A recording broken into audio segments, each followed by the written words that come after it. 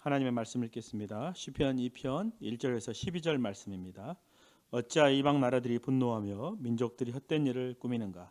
세상의 군왕들이 나서며 관원들이 서로 꾀하여 여호와와 그의 기름 부음 받은 자를 대적하며 우리가 그들의 맹 것을 끊고 그의 결박을 벗어버리자 하는도다. 하늘에 계신 이가 웃으시며 주께서 그들을 비웃으시리로다. 그때 분을 바라며 진노하사 그들을 놀라게 하여 이르시기를 내가 나의 왕을 내 거룩한 산 시온에 세웠다 하시리로다. 내가 여호와의 명령을 전하노라. 여호와께서 내게 이르시되 너는 내 아들이라. 오늘 내가 너를 낳았도다. 내게 구하라. 내가 이방 나라를 내 유업으로 주리니 내 소유가 땅 끝까지 이르리로다. 내가 철장으로 그들을 깨뜨리며 질그릇같이 부수리라 하시도다. 그런즉 군왕들아 너희는 지혜를 얻으며 세상의 재판관들아 너희는 교훈을 받을지어다. 여호와를 경외함으로 섬기고 떨며 즐거워할지어다. 그의 아들에게 입맞추라. 그렇지 아니하면 진노하심으로 너희가 길에서 망하리니 그의 진노가 급하심이라. 여호와께 피하는 모든 사람은 다 복이 있도다. 아멘.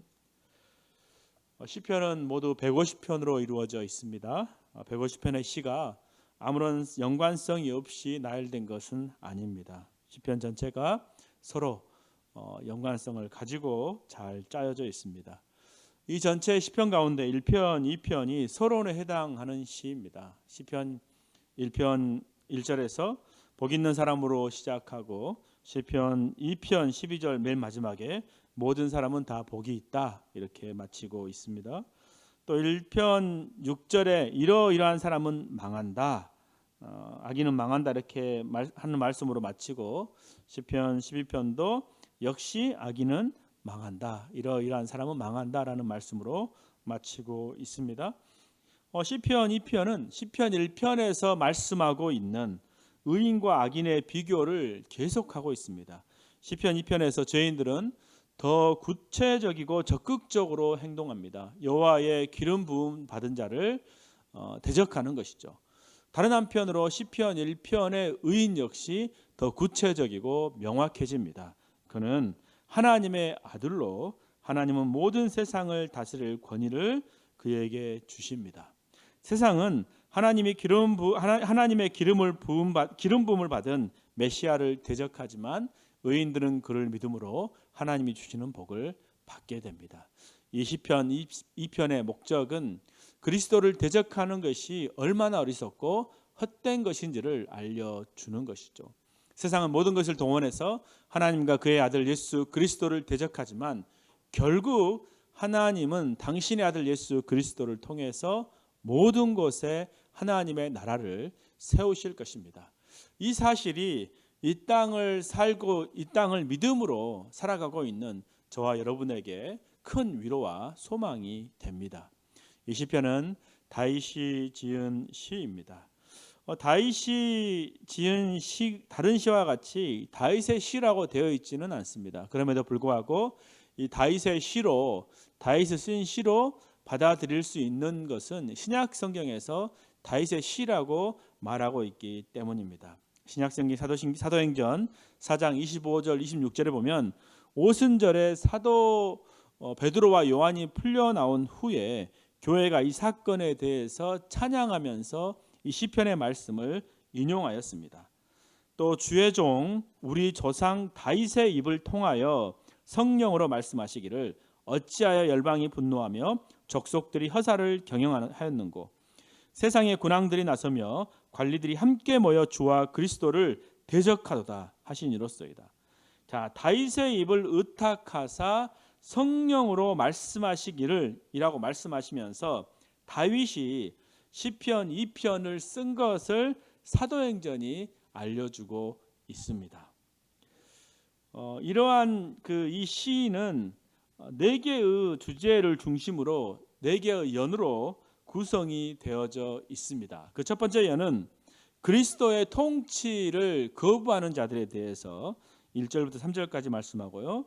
또 두 번째 연은 그들에 대한 하나님의 반응을 4절부터 6절까지 말씀하고 그리스도가 왕으로 즉위하여 그의 법령을 선포하심으로 그가 온 세상에 통치권을 가지고 있다 하는 사실을 7절부터 9절까지 밝히고 있습니다. 마지막 네 번째는 그리스도의 통치에 대한 반응을 촉구하는 내용으로 말씀이 맞춰집니다. 첫 번째 예언은 여호와와 그 기름 부음 받은 자를 대적하는 자들에 대한 묘사로 시작되고 있습니다. 시편 2편 1절에서 3절입니다. 어찌하여 이방 나라들이 분노하며 민족들이 헛된 일을 꾸미는가? 세상의 군왕들이 나서며 관원들이 서로 꾀하여 여호와와 그의 기름 부음 받은 자를 대적하며 우리가 그들의 맨 것을 끊고 그의 결박을 벗어버리자 하는도다. 우리가 이 첫 번째 예언을 읽을 때에 사람들이 어떤 왕에게 반역, 모반을 꾀하고 있다 하는 인상을 받게 될 것입니다. 2절에 보면 매우 흥미로운 단어 한 개가 나오는데요. 서로 꾀하여라는 단어입니다. 이것은 시편 1편 2절에서 묵상하다라고 번역된 단어와 같은 것입니다. 이 단어는 중얼거리고 속삭이는 것을 말합니다. 의인들은 하나님의 말씀에 대해서 중얼거리고 입에서 속삭이면서 계속 말하지만 악인들은 예수 그리스도를 대적하기 위해서 중얼거리고 있는 것이죠. 구약 시대에 왕을 세울 때에는 그 머리에 기름을 부었습니다. 자, 그래서 이 본문에서 여호와와 그의 기름 부음을 받은 자를 대적한다고 하는 것은 왕이 계승자를 반대한다는 것입니다.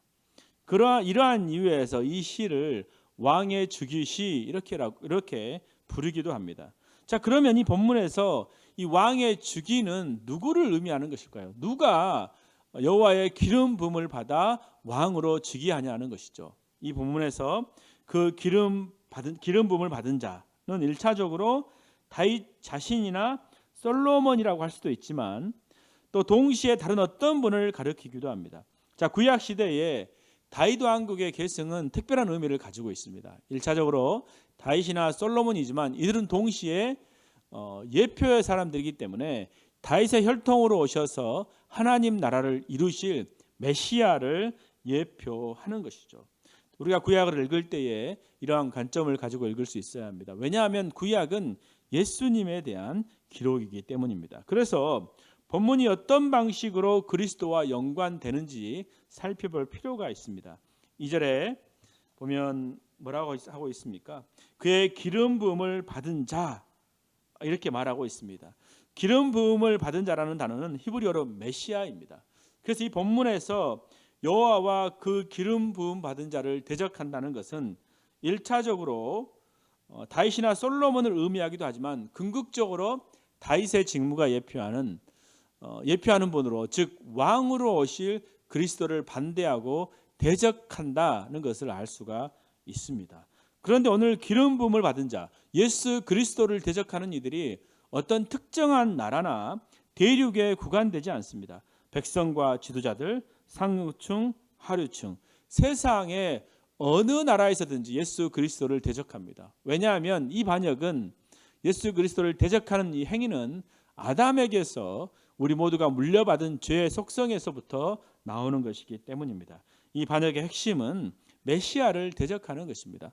그들이 서로 말하기를 그 맨 것을 끊어버리자라고 하였습니다. 이 말은 하나님의 통치 안에서 관계를 맺고 있는 것을 끊어버리자는 것으로 그리스도의 통치를 받지 말자는 것입니다. 자, 이 본문이 인용된 사도행전 4장 25절 26절입니다. 또 주의 종 우리 조상 다윗의 입을 통하여 성령으로 말씀하시기를 어찌하여 열방이 분노하며 족속들이 허사를 경영하였는고 세상의 군왕들이 나서며 관리들이 함께 모여 그의 그리스도를 대적하도다. 자, 이 내용은 당시에 예루살렘 공회가 이 베드로와 요한을 신문하다가 벌할 구실을 찾지 못하고 내어주게 되자 온 교회가 성령에 감동하여 하나님께 기도한 내용 가운데 있는 부분입니다. 열방과 대적하는 자들은 예수님을 반대하는 자들에게 적용하고 왕은 예수님께 적용한 것이죠. 자, 예수님이 이 땅에 왕으로 오셨을 때에 빌라도와 헤롯을 위시한 통치자들과 백성들은 예수님이 왕이 되시고 그리스도가 되신다는 사실을 거부하고 반대했습니다. 하지만 이러한 반대에 대해서 성령에 감동한 교회는 하나님의 권능과 뜻대로 하려고 예정하신 그것을 행하려는 것이다. 이렇게 그 일들을 해석하고 설명했죠. 이 뜻은 무엇입니까? 그것은 시편 2편 1절과 3절에서 그리스도의 통치를 반대할 것이라고 말한 예언대로 이루어지고 있지만 결국은 하나님의 뜻대로 예정하신 것을 이루고 있다는 것이죠. 이것은 그들이 반대하는 목적대로 이루어지는 것이 아니라 그들이 아무리 예수 그리스도의 그 다스림을 거절하고 반대하고 반역한다고 하더라도 그들의 목적대로 이루어지는 것이 아니고 하나님의 뜻대로 결국은 이루어진다는 것이죠. 오늘날에도 예수님의 왕되심을 반대하는 일들이 세계 곳곳에서 그리고 우리 주변에서 많이 일어나고 있습니다. 그러나 이 일들을 통해서 낙심할 필요가 없습니다. 하나님께서는 그 반대조차도 오히려 하나님의 뜻을 이루는 일에 사용하시고 자기 백성들을 보호하시는 은혜의 도구로 사용하여 주실 것입니다. 우리 중에 신앙생활 하면서 반대를 경험하거나 핍박을 경험하는 이들이 있습니까? 저는 살면서 예수 믿는 것 때문에 큰 환난이나 어려움을 경험한 적은 많이 없습니다. 대학생 때에는 학교에서 교수님들과 조금 부딪힌 적은 있었습니다. 어느 대학이나 그렇지만 대학교 안에는 술 문화와 우상 문화가 있습니다. 저희 학과는 새로운 학기가 시작하면 이제 고사를 지내는 문화가 있었습니다. 자, 그런데 어느 날 그것을 보고 있는데 고사 지내는 것을 보고 있는데 너무 역겹고 싫은 것입니다. 그래서 강당에서 고사 지내는 그 상에 앞으로 가서 그 상을 엎어버린 적이 있습니다.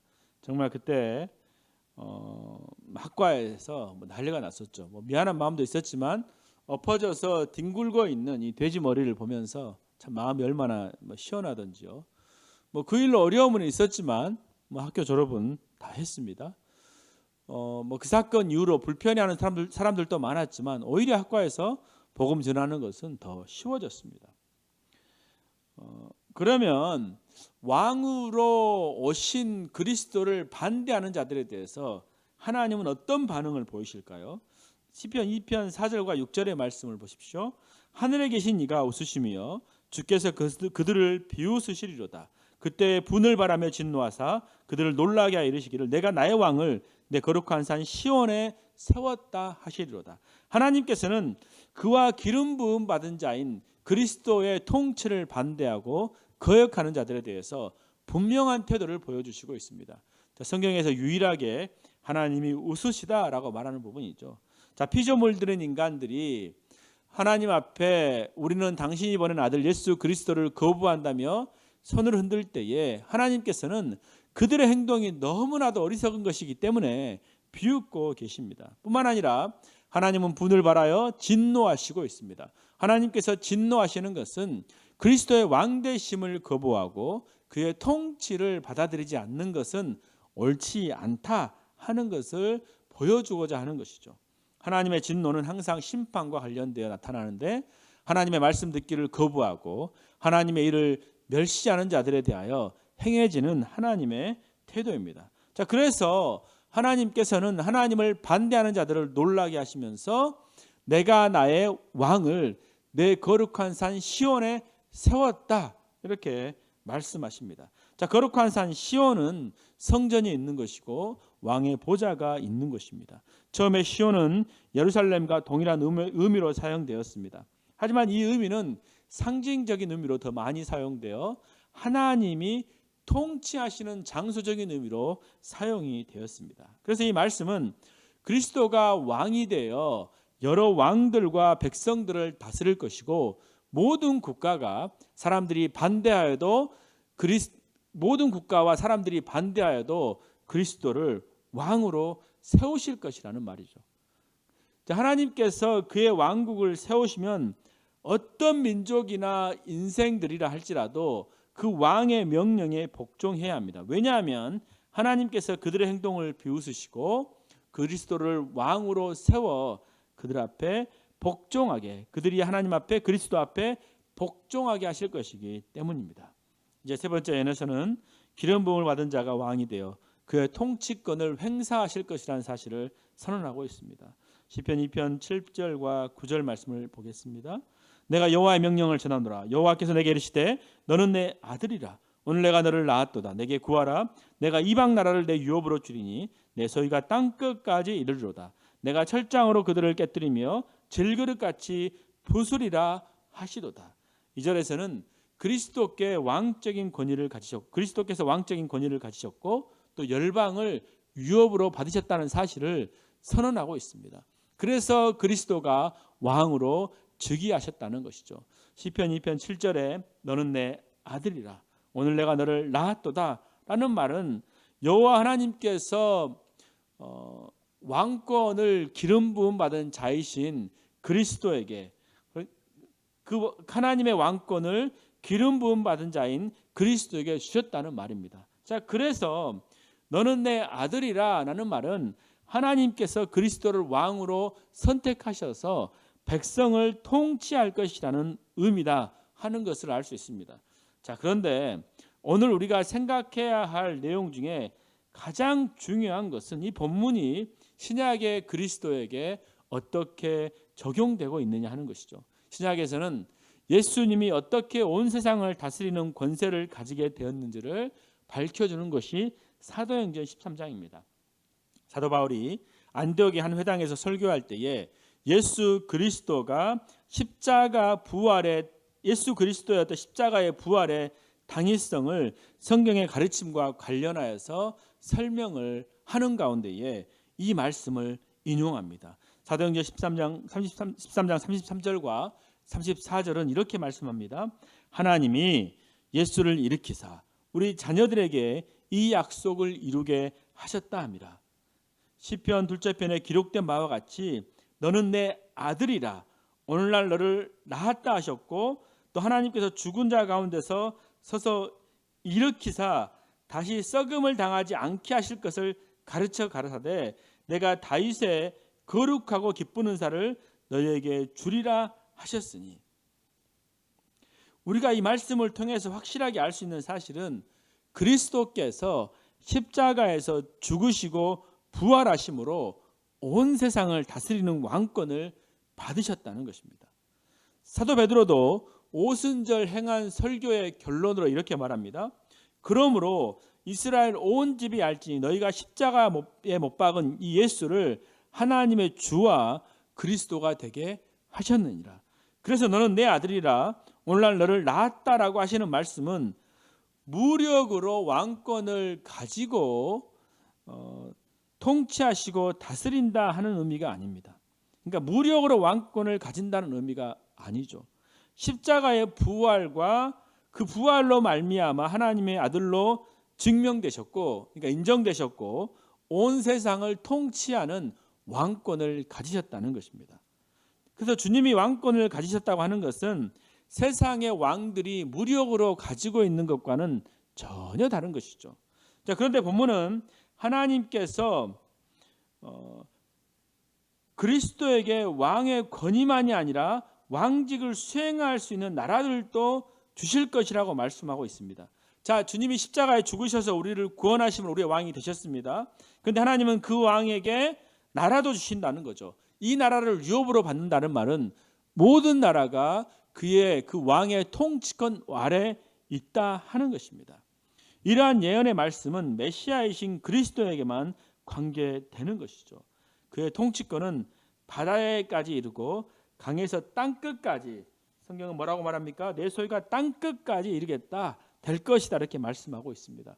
그리스도가 온 우주와 역사를 통치하시는 분이시라 하는 것이죠. 그 일은 그가 십자가에서 죽으시고 부활하심으로 인해서 하나님을 알지 못하는 사람들이 하나님을 믿음으로 말미암아 그들을 통해서 하나님의 나라가 땅끝까지 확장되는 것과 같은 의미입니다. 특히 그의 왕권에 대해서 시편 2편 9절에서 철장으로 저희를 깨뜨리며 질그릇같이 부수리라라고 말씀합니다. 이 본문에서 철장이라는 말은 철로 만든 왕의 홀, 그러니까 왕권을 상징하는 지팡이라고 하는 것이죠.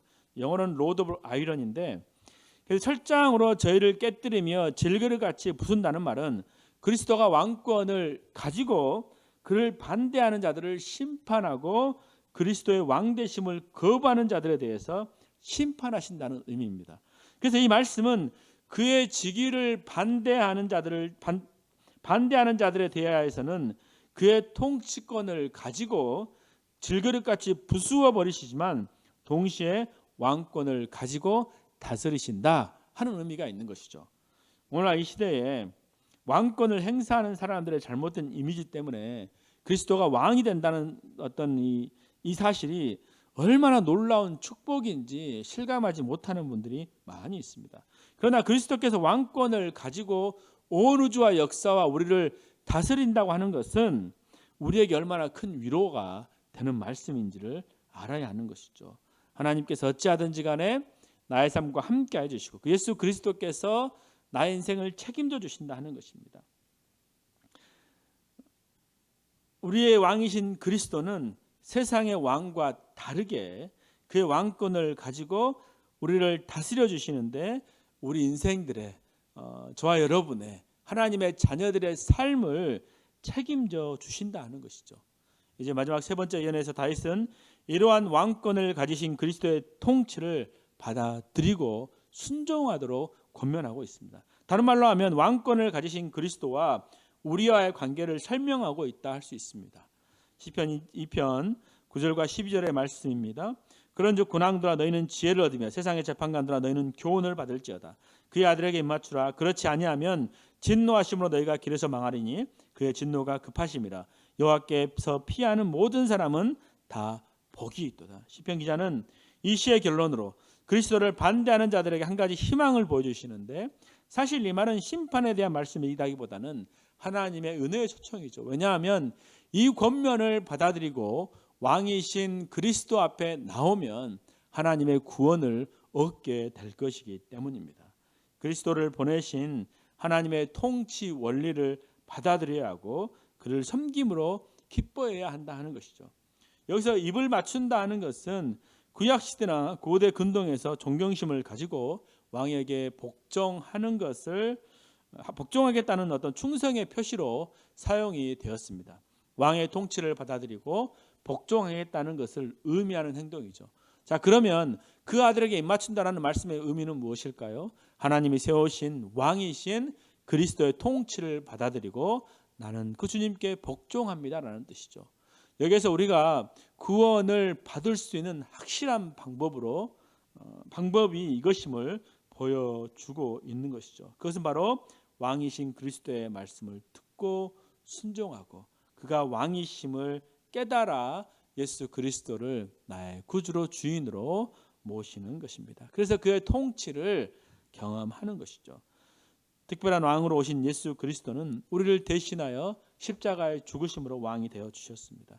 우리가 하나님의 법을 순종하지 못하며 하나님의 심판 날을 받을 수밖에 없었지만 그리스도께서 죽어주심으로 왕이 되시고 그 법을 순종할 수 있도록 성령을 보내어 주셨습니다. 그래서 우리가 하나님의 법을 사랑으로 지켜서 복 있는 사람으로 살게 하시는 것입니다. 그러므로 우리는 하나님이 보내신 예수 그리스도에게 입맞춰야 합니다. 이것은 하나님 우리를 구속하시기 위해서 세우신 그가 그리스도이심을 믿고 그분의 통치를 받아들이는 것입니다. 그러면 그리스도께서 우리를 통치하시고 인도해 주시는 새로운 세계가 있다는 것을 알 수가 있습니다. 그러나 그의 통치를 받아들이지 않는다면 하나님의 진노가 있게 될 것입니다. 오늘 시편에서는 그의 아들에게 입맞추라. 그렇지 아니하면 진노하심으로 너희가 길에서 망하리니 그의 진노가 급하심이라. 여호와께 피하는 모든 사람은 다 복이 있도다 라고 말씀하고 있습니다. 역사적으로 하나님께서 세우신 그리스도를 믿지 않고 그분의 통치를 거부했던 자들은 하나님의 진노를 받았습니다. 그러나 이 시의 결론은 여호와께 피하는 자는 복이 있다. 여호와를 의지하는 자는 복이 있다는 말씀처럼 복을 받게 되는 것이 이 시의 결론입니다. 여러분은 예수님을 어떤 분으로 믿고 고백하고 있습니까? 2000년 전에 이 땅에 사람의 몸으로 입고 오신 그 예수를 오늘 우리가 어떤 분으로 믿고 있냐 하는 것입니다. 이것이 우리가 신앙생활의 핵심이라고 할 수가 있겠습니다. 예수님께서 가이사랴 빌립보 지방에서 제자들에게 질문하기를 사람들이 인자를 누구라 하느냐 질문합니다. 제자들은 당시 사람들이 예수님에 대해서 이렇게 저렇게 말했던 이미지를 가지고 말합니다. 어떤 사람은 세례 요한이라고, 어떤 사람은 엘리야라고 하고, 어떤 사람은 예레미야냐, 선지자 중에 한 사람이냐 이렇게 이해하고 있다고 말했습니다. 그 대답을 들으시고 예수님은 다시 물어보시죠. 사람들은 그러는데 그러면 너희는 나를 누구라 하느냐 이렇게 질문하셨습니다. 이때 베드로가 대답하기를 주는 그리스도시요 살아계신 하나님이십니다. 이렇게 대답하는 것이죠. 오늘 우리는 예수님을 누구라고 고백하고 있습니까? 예수님을 여러분의 구주로 믿으시기 바랍니다. 온 세상과 역사를 통치하시는 왕으로 믿으십시오. 그러나 그렇게 사는 일에는 많은 반대가 있을 수 있습니다. 세상은 교회를 인정하지 않고 내가 예수를 잘 믿는다고 해서 세상이 알아주지는 않습니다. 예수 그리스도의 이름을 멸시하죠. 그의 말씀을 듣기를 거부합니다. 그럼에도 불구하고 우리는 우리의 삶의 전 영역에서 왕이신 그리스도의 통치를 받고 그 말씀에 순종해야 합니다. 하나님이 우리에게 부어주실 은혜와 복을 우리의 불순종으로 제한하지 않았으면 좋겠습니다. 하나님께서 예수님을 세상에 보내시고 십자가에 죽게 하시고 부활하게 하신 것은 그를 우리의 주와 그리스도가 되게 하셔서 우리를 다스려 주기 위함입니다. 그러므로 왕이신 그리스도께서 나를 다스려 주시고 이끌어 가실 수 있도록 우리는 그저 말씀 앞에 순종하며 나갔으면 좋겠습니다. 기도합니다. 오늘도 하나님의 살아있는 진리의 말씀을 주시니 감사합니다. 하나님께서 예수 그리스도를 이 땅에 보내주셔서 예수님의 죽음과 부활을 통해 이 땅에 하나님의 나라를 세워주시고 열방을 다스리시는 참된 왕이 되게 해주시니 감사합니다. 우리가 하나님이 보내신 예수 그리스도에게 입맞추는 복종하는 삶을 살게 하여 주시옵소서. 오늘 하루도 예수 그리스도의 온전한 다스림을 받는 삶을 살 수 있도록 성령 하나님께서 저와 동행하여 주시옵소서. 영원한 하나님 나라에 들어가는 그날까지 나를 떠나지 마시고 나를 다스려 주시기를 원합니다. 주님만이 나의 왕이 되십니다. 예수님의 이름으로 기도합니다. 아멘.